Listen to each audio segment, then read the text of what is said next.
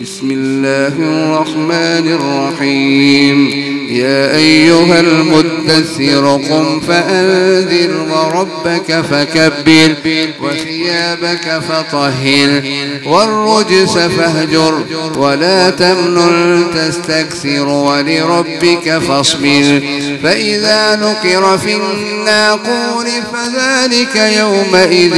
يوم عسير على الكافرين غير يسير.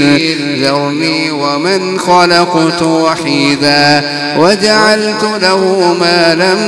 ممدودا وبنين شهودا ومهدت له تمهيدا ثم يطمع أن أزيد كلا إنه كان لآياتنا عنيدا سأرهقه صعودا إنه فكر وقدر فقتل كيف قدر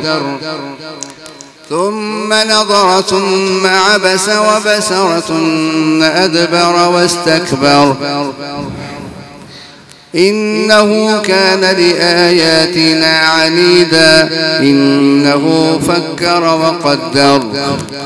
إنه كان لآياتنا عنيدا سأرهقه صعودا إنه فكر وقدر فقتل كيف قدر ثم قتل كيف قدر ثم نظر ثم عبس وبسر ثم نظر ثم عبس وبسر ثم أدبر واستكبر فقال إن هذا إلا سحر يؤثر إن هذا إلا قول البشر سأصليه سقر وما أدراك ما سقر لا تبقي ولا تذر لواحة للبشر عليها 19 وما جعلنا أصحاب النار إلا ملائكة وما جعلنا عدتهم إلا فتنة للذين كفروا ليستيقن الذين أوتوا الكتاب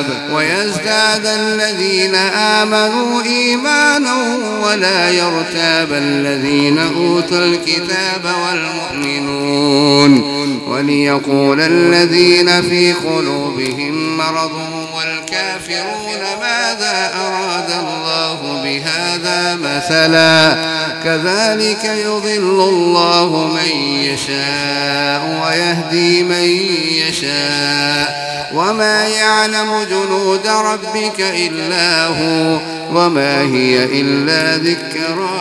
للبشر كلا والقمر والليل إذ أدبر والصبح إذا أسفر إنها لإحدى الكبر نذيرا للبشر لمن شاء منكم أن يتقدم أو يتأخر بل كل نفس بما كسبت رهينة إلا أصحاب اليمين في جنات يتساءلون عن المجرمين ما سلككم في سقر قالوا لم نك من المصلين ولم نك نطعم المسكين وكنا نخوض مع الخائضين وكنا نكذب بيوم الدين حتى أتانا اليقين فما تنفعهم شفاعة الشافعين فما لهم عن التذكرة معرضين كأنهم حمر مستنفرة فرت من قسورة بل يريد كل امرئ منهم أن يؤتى صحفا منشرة كلا بل لا يخافون الآخرة كلا إنه تذكرة فمن شاء ذكره وما يذكرون إلا أن يشاء الله هو أهل التقوى وأهل المغفرة الله أكبر.